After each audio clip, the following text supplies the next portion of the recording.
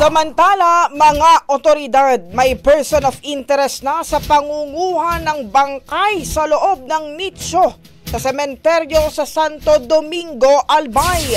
Brigada Alay sa Balyon, ibrigada mo! Brigada Live Report!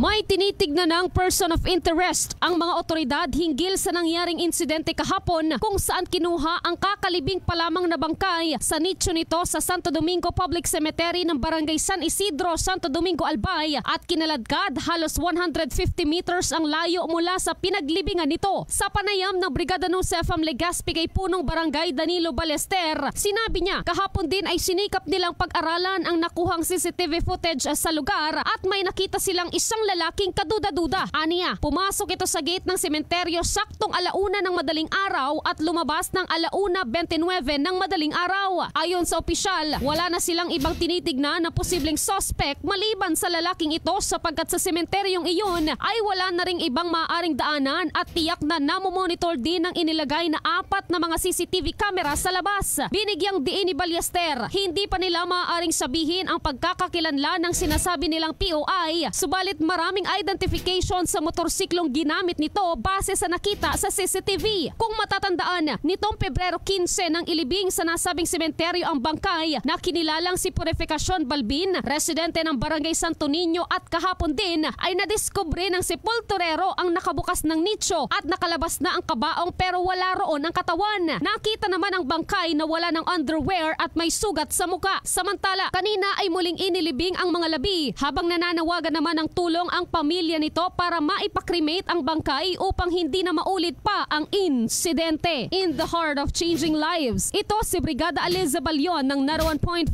Brigada Nusefam Legazpi, the Music and News Authority.